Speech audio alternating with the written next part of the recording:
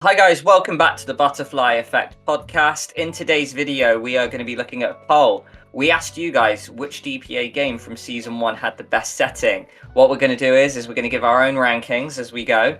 But we also asked you guys, like I mentioned, and this is the results. Jack, is this exactly what you expected? Absolutely not at all. It's so interesting, this poll, because the Man of Medan, the ghost ship, was way out in front within the first few tens of votes, and then that's just completely flipped on its head now. So we've now got a final result. This is from 184 votes. The Devil in Me got 45%, and then second place was House of Ashes, The Temple, 23%, Little Hope 17%, and then the Medan ship on 15%. So I don't know about you, mate, but that certainly doesn't chime with what my ranking is. No, not at all. And can I just say as well, you said 184 out loud. I had it as 177, and I had to refresh the page. So it's clear that this poll is still live. It's still going strong. So this could change by the time this video goes out. But as of the recording of this video, this is what we can see. I don't want to spoil too much because we're going to get into our rankings. We're going to go chronologically and we're going to tell you where they landed. But yeah, it's very different to mine, and I feel like I'm going to piss off a lot of fans in this video, lad. Yeah. But without further ado, mate, should we get on with Man of Medan? Where did you place Man of Medan, mate?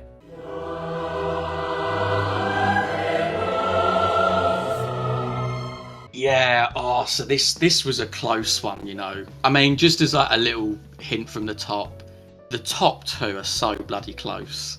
So I'll just jump straight in. Man of Medan, the ghost ship, got the silver medal for me. So obviously this one was pretty darn close to getting the gold medal. I absolutely love this setting. Definitely one of the best settings that Supermassive have ever done. Just the old rickety ship, the rats that scuttle along, sort of the rust everywhere, and the metal clanging noises. The audio was really superb in this game, and it really lended to the horror and the whole ghost mystery of how they could randomly appear in certain shots and drift past the screen, especially in the prologue. I just thought it was really strong. And then you got on top of that sense of jeopardy that you're then lost at sea. You're on this ship that no one really knows about, or people have chosen to forget about, and that there's very, very low chance of you getting any sort of help or to escape at the end. So yeah, it's for me a really, really strong top tier setting, mate. How about you? Oh, mate, Man of Medan came bottom in the poll, so yeah, that's gonna piss a lot of fans off. But I'm going to piss them off even more by giving it the gold medal. So yeah, Man of Medan is my favourite setting out of the 4 games. Might surprise some people. We're not going to go too heavily into the comments in this video, but Leon and to the max, praised the ghost ship setting, and I'm going to do the same. I know Felicia Gomez, you said you thought it was kind of boring, but I will combat that by just saying that, I mean, guys, it's bias and it's completely subjective, but maybe there's something to do with the fact that I grew up moving a lot and I was on ferries a lot, so there's this feeling of nostalgia being on a ship like this for me. But I spoke to Jack about how much it reminds me of the film The Triangle the other day, which I think is a completely underrated film, which gets a really harsh critic score, and I think it's completely unjust. I think it's a great film. Yeah, there's just something absolutely terrifying. I think it might be the scariest game of the 4, in my opinion, potentially. There was just something about, going through, those claustrophobic hallways with, like you say, Jack, the metal clanging.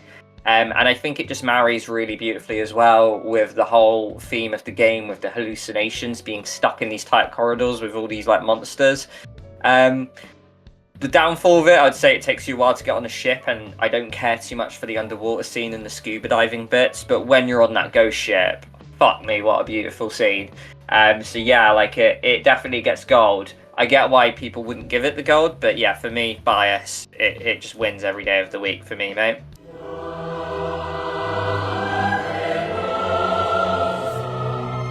Next, guys, we're going to go for Little Hope, and I'm very sorry, especially to Felicia and Tatjana, who left lovely comments for Little Hope, but it doesn't win a medal for me. It falls rock bottom, and this isn't to say that it is a bad setting. I just think it's the least memorable of the four.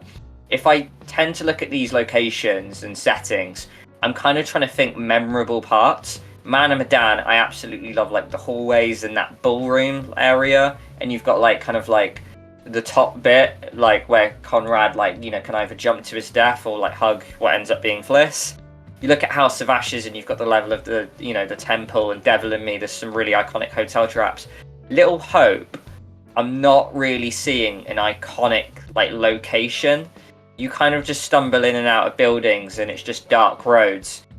I know people absolutely love it because it reminds them of Silent Hill and it goes really well with the theme and the witch setting, and it is pretty dark and creepy, but it's just not that memorable to me. It's just dark roads. Now, that is what they're going for, but unfortunately I do think it damages it in this like ranking where I'm comparing it to like that beautiful kind of like mid-room hallway, you know, in House of Ashes and the iconic kind of trap rooms in The Devil in Me. Little Hope is my weakest of the four games as well. I know some people will disagree with that, but that is just my honest opinion. I think a lot of the game is just walking down long roads, heavy dialogue, going in and out of buildings, not really achieving too much, all to lead up to this big twist. I think, you know, the game has some really dull strands to get to that twist that we're hoping to get to. So yeah, I'm sorry guys, Little Hope doesn't win a medal for me. Yeah, sorry guys, I'm going to have to agree with Liam here. Little Hope does finish at the bottom of my ranking as well. And what I would say is that conceptually, I love the idea of it. The fact that there's this like really dense fog, you know, you're surrounded by like some, you know, woodland or trees, and you think it's very oppressive. But damn, yeah, there's just a lot of road walking that I wish that a lot of these buildings were, it was almost more village-like, you know, or like it was a little bit more together, because it does feel like you are walking for quite a while from one point to another, because each of the buildings themselves, or like each of the areas, not that bad, and actually lend to some really good horror moments. I'm thinking back to like when you're with Daniel, and you know, when you're walking through that garden-like area, and I think you can see there's like a park with like some swings and a roundabout, and you pick up a note on like this bench, and the next thing you know, like the ghost of the girl's grabbing you from inside like this tube thing. That's really good. Of course, there's the graveyard as well. Again, a very good scene. There's the house, you know, naturally, obviously in the main game it was all burnt down and stuff, but obviously in the prologue I absolutely adored exploring around that house. It seems so authentic to the 70s, but ultimately, yeah, it did just feel a little bit disconnected. There was too much road walking, and I mean, there is literally a reason why I put Foggy Road in the poll, because that's the first thing I think of when I think of Little Hope, so naturally that's always going to hurt it for me.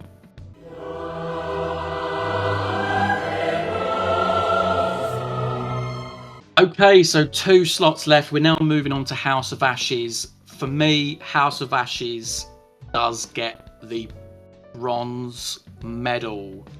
So it does slot into that 3rd slot. For me, Little Hope was comfortably bottom. It really was a tussle between the top 2 here. So naturally, House of Ashes finishes 3rd. I think the thing for me, and there are some very good, you know, places in House of Ashes. The first thing that does come to mind for me is the underground temple. I think when you're playing as, you could be like Rachel or Eric, and you're walking around that big room with like the generator in. You've got the big pillars, like the ceiling's incredibly high. There's lots of like, you know, different rocks and things, and they're just naturally like underground. It did look really good, and especially when you see the flashbacks to the Hodgson expedition. There is obviously the arc when you go further down. But I don't know, that's, my mind doesn't go to there, because it feels like you're predominantly in the caves, and as a result, when you feel like you're wandering through caves, it does feel a little bit repetitive here and there. So like, it is an upgrade on like the Foggy Road of Little Hope, because you do get a bit more diverse and just bombastic locations towards the end of the game, but for the most part it does feel like you're just walking through caves. So that's why it took the 3rd slot for me. Nah, very good points. I'm going to go slightly rogue, and I think this one might surprise Jack, but I'm giving House of Ashes the silver medal. I know, like, we all love, like, the Devil in Me Hotel. It does get bronze for me. Yeah, I went a bit left field. And you know what? This is like sort of a last minute switch. I'm still umming and ahhing, but this is what my current brain, as we're recording, is telling me to say. And it's good they're next to each other because I'll be able to give a little comparison. I think House of Ashes just offers that little bit more to me. And what I love about House of Ashes is that there's just that theme of the deeper you go, you almost have layers. It's almost like you're eating a trifle dessert and there's just layers and layers and layers going down. And I absolutely love that. You start on like the surface and you're in Iraq, and then you go down into the temple and it's all like Mesopotamian. You've got the monuments everywhere, that glorious golden room that Naram Sin sits in. And then you go even deeper down the little well lift thing. And then it's just all green and it looks something straight out of Alien, and you've got like kind of the eggs and that green glow. I think like if you get bored of like one bit, it doesn't matter because in half an hour you'll be advancing into the next thing. And although I think Jack raises a very good point, the middle bit, you know, with the caves, it can get quite like repetitive. I do completely understand that point, and it is one I will agree with. But it's just the level thing for me. It's just the fact that, you know, you're getting deeper and deeper and it's getting darker. And I think it just makes that sense of reward when you get the characters that you survive to the top surface to get daylight again, all the more satisfying. There's just something about House of Ashes that, despite the fact I think it is too much of an action game, less of a horror game, and it, you know, like you could argue it doesn't really fit into the DPA series as much as the other 3 games. I think there's just something really unique, and we're going on the setting. That is why, you know, we're doing this video, and I just find the House of Ashes setting really special, just not as special as the Ghost Ship for me.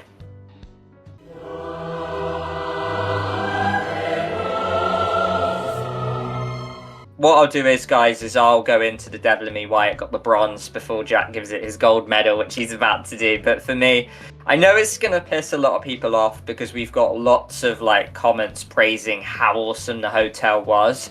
I like it a lot about it. You've got all the awesome sword traps. There's a lot of cool different rooms. I like the fact as well, it kind of like, you know, there's the island. And I think they kind of changed the color palette up as well. We were used to that kind of like, the House of Ashes had the gold thing going on. Man of Medan and like Little Hope was kind of like moody blues going on.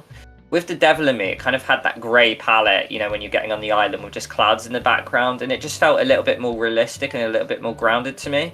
You could say it does harm that from a style point of view, because I would say it's like the less beautiful game, but I do think it is the more realistic and the more grounded. Where I think it harms the Devil in Me, again, is that while I think like Man of Medan, I think the hallways, and I think that beautiful ballroom, and while I look at House of Ashes, I think the Ramson's like throne room with the stairs and the temple. I feel like the Devil in Me, again, I'm struggling to think of like an iconic room. There's lots of great rooms everywhere, but you know, you've got things like the barn, the maze, Dumet's control room. There is a lot going on, and there is a lot of variety. But what I think Devil in Me tries to do, it tries to be a blend between Saw and The Shining, but I think it's almost diluted in a sense that it meets in the middle and it doesn't achieve like what it wants to, because it's kind of stuck between two. I don't think the hotel is iconic as the one in The Shining, with like, you know, like you've got like the little the cyclist like meeting the 2 girls at the end of the hallway, and you've got that iconic carpet, and then you've got like the blood filling like the room in that really iconic shot. So I think The Shining hotel is a bit more iconic. And when I think Saw, I just think like those really dark warehouses with those like traps with like the cameras everywhere. And I think Saw gets the style and the horror element a little bit more nailed down. And I think Man of Medan tries to get between both of those styles, and it kind of lands somewhere slightly awkward. I still really like it.